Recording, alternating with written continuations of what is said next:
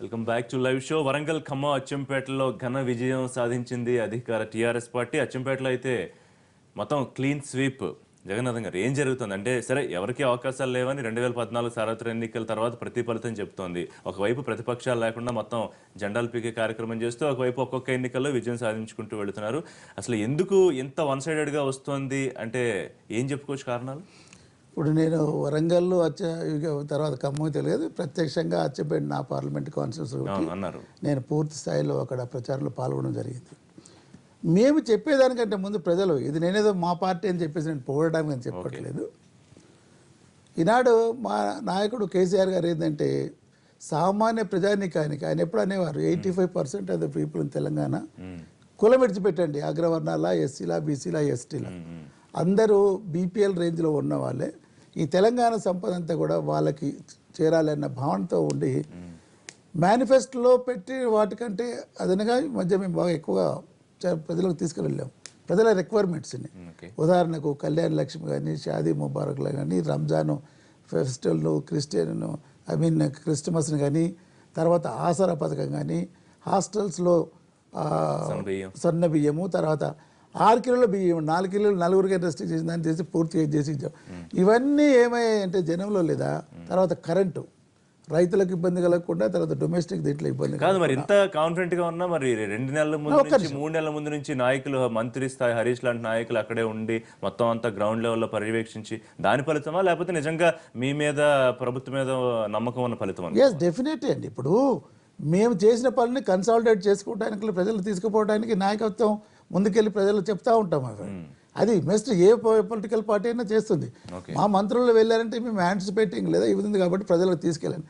ఇది ఇన్స్పిరేషన్ అండి. మంత్రులు వీళ్ళంతా వెళ్తున్నారంటే నియోజకవర్గాల్లో క్యాడర్స్ ఇన్స్పైర్ చేయాలి. ఇప్పుడు 2 నెలలు దాదాపు దీని గ్రౌండ్ వర్క్ ఎప్పటి నుంచో చేస్తున్నారు కదా హరీష్. ఇప్పుడు ఒకటి స్కీమ్స్ మేము తీసుకెళ్తున్నాం. ఎలక్షన్స్ వస్తున్నప్పుడు లేదా ఇంక్రీజ్ దీంట్లో విగర్తను ప్రచారంలోకి వెళ్తాం మేము. అది తప్పులేదు. కేవలం మంత్రులు ఏమో అద్దు దాటి ఏం చేయలేదు అక్కడ వెళ్ళేసి వాళ్ళు చేశారంటలేదు. అంటే ఇప్పుడు ఒకటేంటంటే ఒక ఎన్నికలు ఉన్నప్పుడు లేదా ఒక మంత్రికి అప్పచెప్తారు, అయ్యా నువ్వు ఓవరాల్గా సూపర్వైజ్ అయినప్పుడు ఆయన బాధ్యత అవుతుంది, తీసుకెళ్ళి ఇది చేయదు. అయితే ఇందాక నన్ను మీరు చెప్పలేదు, ఇవి ప్రజలు అంటున్నారండి. మేము ఓట్లు అడిగిన పోయినప్పుడు, అయ్యా మాకు ఇప్పుడు 1000 రూపాయలు వస్తుంది, ముసలాళ్ళ దగ్గరికి 1000 రూపాయలు వస్తున్నాయి, మా అల్లుడు బిడ్డ బాగా చూస్తున్నారు, నాకు సరిపోతున్నాయి. వాళ్ళు ఏంటంటే, నేను నా మనమలకు చాక్లెట్లు కొనిచ్చే అంత పరిస్థితి నాకు వచ్చింది, లేకపోతే నేను రూపాయి నా కొడుకు కోడల్ని అడిగేవాడిని. ఇదేంటంటే చేసింది కేసీఆర్ గారు ఒక పెద్ద కొడుకులాగా, అన్నలాగా చేశారు. ప్రత్యేకించి కళ్యాణ లక్ష్మి కార్యక్రమం, షాదీ ముబారక్ విపరీతంగా పోయింది బీద వర్గాల్లో. 51,000 రూపాయలు బీద వాళ్ళకు. కొన్ని చోట్ల విమర్శలు వచ్చాయి కదా, డబుల్ బెడ్రూమ్ ఇళ్ళకి కాదు అట్లా ప్రతిజ్ఞ ఏదో చేయించుకున్నారు, ఇప్పుడు రాజకీయ నాయకులు విమర్శలు చేస్తూనే ఉంటారండి. ప్రజలు ఒకవేళ నిజంగా దాంట్లో వాస్తవం ఉంటారని రిజెక్ట్ చేయాలి కదా. అందులో ఇంత స్వీప్. ఇప్పుడు అచ్చంపేట చూశారు, ఒకటి గెలవాలి. అక్కడ ఐక్య సంఘటన ఏర్పడి అన్ని పార్టీల వాళ్ళు, కాంగ్రెస్, టీడీపీ, కాంగ్రెస్, బీజేపీ అన్ని పార్టీలు కలిసి, కమ్యూనిస్టులు అన్ని మహాకూటమిగా ఏర్పడారు. కనీసం ఒక్క సీటు గెలవలేదంటే ప్రజల్లో వాళ్ళకు విశ్వాసం లేదు వాళ్ళ మీద అనేది స్పష్టంగా తెలుస్తుంది కదా. అలాగే వరంగల్ ప్రతిపక్షాల మీద విశ్వాసం లేదా, లేకపోతే ప్రభుత్వం మీద అతి విశ్వాసంగా వాళ్ళు ఉన్నారా, ఎట్లా అర్థం చేసుకోవాలి దీన్ని? కనీసం టీడీపీకి ఎక్కడ 1-2 చోట్ల తేల్తామని కొంతమంది నాయకులు చెప్పారు, ఎక్కడ తేలలేకపోయారు, 0 ఫలితాలు 3 చోట్ల. ఇప్పుడు టీఆర్ఎస్కి ఇది హనీమూన్ పీరియడ్ లాంటిదండి. ఇప్పుడు వక్త సాని అయితే హర్ చీజ్ బదల్తా, కాలం అనుకూలంగా ఉంటే అన్నీ మారిపోతాయి అన్నట్టుగా.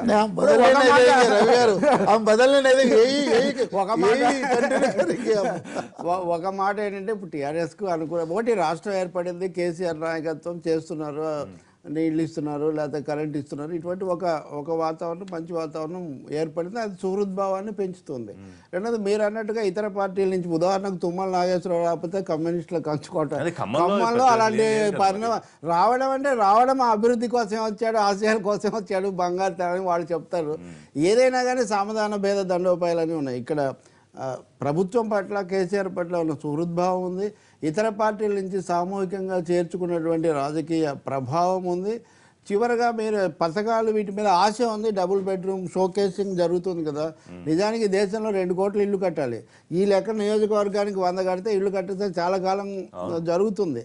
అయినా సరే కడతారనేది ఒకటి. నాలుగవది మేనేజ్మెంట్ మేనేజ్మెంట్ కూడా ఉంది. టీఆర్ఎస్ కూడా ఇవేమి చేయకుండా కేవలం బంగారు తెలంగాణ నినాదంతోనే బంగారం ఇవన్నీ కూడా కలిసి ఆ పార్టీకి ఏదైనా ఘన విజయం. ఇప్పుడు కాదు రవి గారు, ఇప్పుడు కాంగ్రెస్ టీడీపీ పూర్తిగా ఫెయిల్ అయిపోయా ప్రతిపక్షాలుగా, ఎంతో కొంత ప్రభుత్వం మీద ఏదో మూలం ఎస్టాబ్లిష్ చేయలేకపోతే అక్కడ ఇది మొదటి దశ. తెలంగాణ రాష్ట్రం ఏర్పడిన తర్వాత ఇది మొదటి దశ.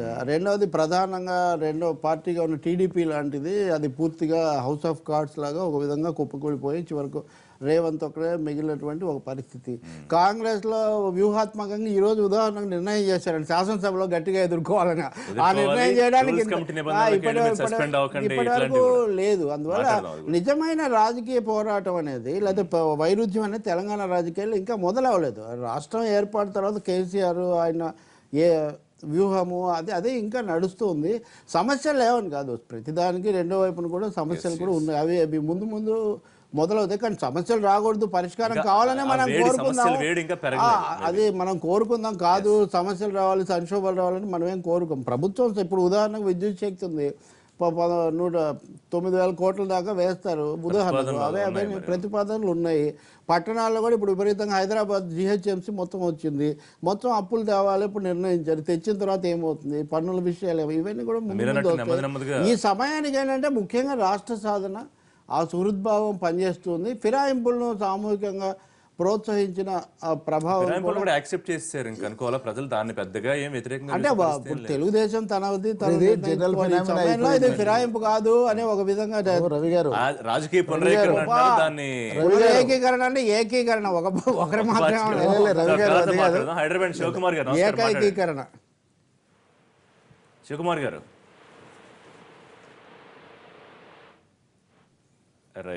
దీంతో అన్ని పార్టీలు పోతాయని కూడా కాదు, రుషి కూడా గుర్తుపెట్టుకో. సాయిబాబా చెప్పమంది ఒక్కటి, రవి గారు అన్నట్టు మాకు ఇస్తున్న ఈ యొక్క ఘన విజయాలు మా మీద బరువు కూడా పెంచుతుందండి. ఇప్పుడు అన్నారు మీరు ఇవన్నీ ఫుల్ఫిల్ చేయాలి అంటే ఫండ్స్ ఇది చేసుకుంటే ఒకటి ట్యాక్స్లు వేయాలి, ట్యాక్స్లు వేస్తే ప్రజల కోపం వస్తుంది, లేదా అప్పులు తీసుకోవాలి, భారం అప్పులు తీరవాలంటే కూడా ట్యాక్స్. కాబట్టి వీఆర్ వెరీ కాన్షియస్.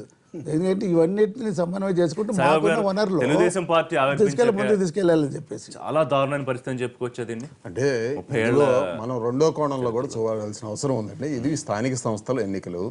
ఇటీవల జరిగిన 2014 అసెంబ్లీ ఎన్నికలు చూసుకుంటే వరంగల్లో కావచ్చు, ఖమ్మం కావచ్చు, అచ్చంపేట కావచ్చు, ఇవన్నీ కూడా టీఆర్ఎస్ పార్టీ గెలిచిన స్థానాలు అండి. సో టీఆర్ఎస్ పార్టీ గెలిచిన దగ్గర ఆటోమేటిక్ గా అవతల పక్షాలు లేదు కదా గతంలో అక్కడ గెలిచిన స్థానాలు అయితే వరంగల్ అక్కడే గెలిచారండి, అచ్చంపేట కూడా గెలిచిందండి. అక్కడ స్థానిక సంస్థల ఎన్నికలు జరిగినాయి. దానివల్ల ఇప్పుడు ఒక పార్టీ పూర్తిగా పోయింది అనుకోవటం లేకపోతే ఇంకోటి కూడా తప్పండి. ఒకప్పుడు కమ్యూనిస్ట్ పార్టీలు అనేవి మనకి ఖమ్మం జిల్లా చూసుకున్నా కానీ, వరంగల్ జిల్లా చూసుకున్నా కానీ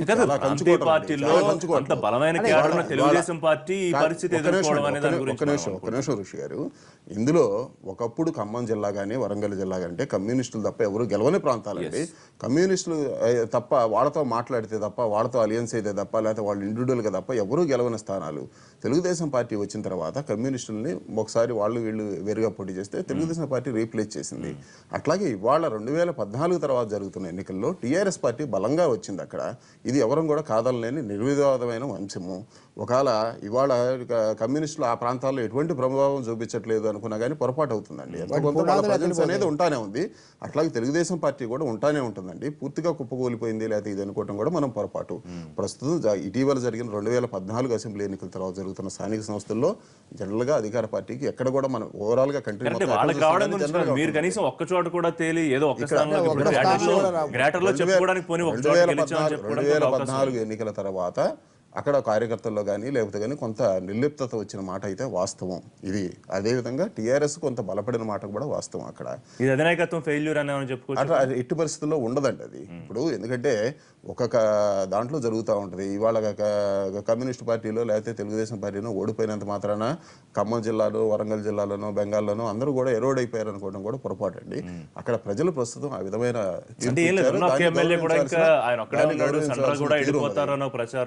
ప్రభుత్వం కార్యకర్తలు పూర్తిగా నిర్లిప్తత చెందేసి ఇంకా మేము ఏం చేయాలి అన్న పరిస్థితికి వచ్చేసే అవకాశం కూడా లేకపోతే ఉండదండి. ఇప్పుడు కూడా పోరాటం అనేది ఒక సిద్ధాంతపరంగా జరుగుతున్నప్పుడు ఎప్పుడైనా మళ్ళీ దాని ఇది వస్తుందండి. రైట్. విజయవాడ నుంచి లక్ష్మణ్ గారు ఉన్నారు. నమస్కారం లక్ష్మణ్ గారు, మాట్లాడండి. నమస్తే అండి అందరికి. చెప్పండి.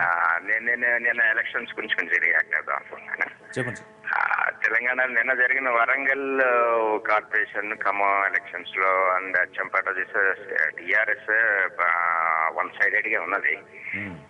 ప్రజలు చాలా రెస్పాన్సిబిలిటీ ఉందండి కేసీఆర్ గారి మీద.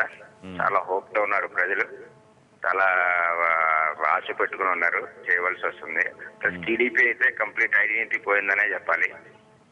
ఇంకా ఓటుకు నోటు కేసులో ఇద్దరు ఎమ్మెల్యేలు మిగిలినట్టున్నారు తెలుగుదేశంలోకి. వాళ్ళిద్దరు ప్రస్తుతానికి ముగ్గురున్నారులేండి. ఇంకా ముగ్గురు ఉన్నారు. కృష్ణ గారు ఇంకా అది కూడా ఆయన ఎటు తిరిగి ఆయన వేరే రాజ్యం బీసీ ఉద్యమం ఆయన. రైట్ లక్ష్మణ్ గారు. రైట్. రవి గారు ఇంకా అంటే ఇక్కడ ఒక్కటే సమస్య అండి, టీటీడీపీకి ఒక వ్యూహం ఏంటి, ఒక విధానం ఏంటి, ప్రజలతో నిలబడి వాళ్ళు నిర్వచించుకోవాల్సిన అవసరం ఉంది. కమ్యూనిస్టులకు వాళ్ళకు ఒక మాట ఉంది, నీళ్లు లేని ఎడారిలో కన్నీళ్ళు లేని తాగి బతకాలన్నట్టుగా పదవులు లేకుండా ఒక ఎమ్మెల్యే ఉన్నా లేకుండా ఉండటం అనేది కమ్యూనిస్ట్ ఉద్యమానికి ప్రజలు పోరాటాలు ఉద్యమాలు. అధికార పక్షం విషయానికి వచ్చేసరికి, తెలుగుదేశం విషయానికి వచ్చేసరికి మొదటేమో నేను ఇక్కడి నుంచి అసలు వెళ్ళనని, ఇప్పుడేమో అసలు ఇక్కడికి రానే ఈ రెండింటికి మధ్యలో ఉన్నటువంటి అగాధం. రెండోది రెండు రాష్ట్రాల విభజనలో వచ్చినటువంటి రెండు రాష్ట్రాలకు సంబంధించిన వైరుధ్యాలు, అక్కడ పాలకపక్షంగా ఉండటం, ఇవన్నీ తెలుగుదేశం ఒక ప్రజాస్వామికమైన విధానం తీసుకోవాల్సి ఉంటుంది. ఓటుకు నోటు వ్యవహారం తర్వాత అదే తెలుగుదేశం చేసిన అతిపెద్ద రాజకీయమైన నైతికమైన పొరపాటు ఓటుకు నోటు వ్యవహారం. అది కూడా అక్కడి నుంచి మొదలైంది. ఒక విధంగా చెప్పాలంటే గజిబిజన్ అండి, ఒక అపక్షీణత అనేది ఇంకా వచ్చింది. దాన్ని సాయి గారు చెప్తున్నాం తేలిగ్గా తీసుకోలేము. దాన్ని వాళ్ళు అంతర్గతంగా ఏం చేసుకుంటారు దాని మీద వాళ్ళు చాలా చేస్తారా లేదా అనేది కూడా భారతదేశంలో ఒక ప్రాంతీయ పార్టీ రెండు చోట్ల లేదు కాబట్టి ఆ అనుభవం తెలంగాణలో పునరావృతం అవుతుందా కూడా మనం చూడాల్సి ఉంటుంది. పంచుకోవచ్చు కూడా బీజేపీ టీడీపీ టీఆర్ఎస్ అని కూడా అంటున్నారు ఇప్పుడు అంటున్నారు. కానీ ఆ ఈక్వేషన్ రేవంత్ రెడ్డి సామెత అన్నట్టు మూలిగే నక్క మీద తాటికాయ పడ్డట్టుంది పరిస్థితి ఇక్కడ. యాక్చువల్లీ వివిధ కారణాల మూలంలో టీడీపీ మీద తెలంగాణ ప్రజల్లో విశ్వాసం సన్నగిల్లింది. ఏంటంటే ఉద్దేశం కాకపోవడంలో ఇక్కడ ప్రాజెక్ట్స్కి లెటర్స్ రాయడము విభజన జరిగిపోయింది. విభజన జరిగిపోయినప్పుడు గోదావరి జలాల విషయంలో కానీ కృష్ణా జలాల విషయంలో కానీ there are boards and effects ఉన్నప్పుడు లేదా మాకు ఇచ్చిన వాటాల్లో నీళ్ళు మేము ప్రాజెక్ట్ ఏమంటే వాటి కూడా అడ్డుగా రాయడం ఇవన్నీ ప్రజలు ఏమవుతుందంటే గతంలో అన్యాయం చేశారు, మళ్ళీ విడిపోయిన తర్వాత మీరు అన్యాయం చేస్తున్నారు అనే దానిలో ఒకటి ప్రజలు బాగా నాటుకుపోతుంది. రేపు కూడా ఉంటాయి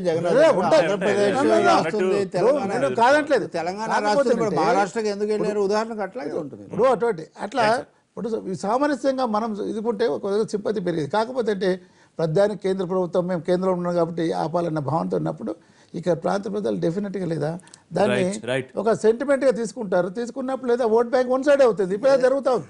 మీరు సామరస్యంగా ఉన్నప్పుడు ఇందాక సాయిబాబు గారు అంటే ఏ రాజకీయ పార్టీ అయినా కానీ తుడుచుకుపోయింది అనడానికి అవకాశాలు ఉండవు. ఏదో విధంగా ఎమర్జీ అవుతూ ఉంటారు.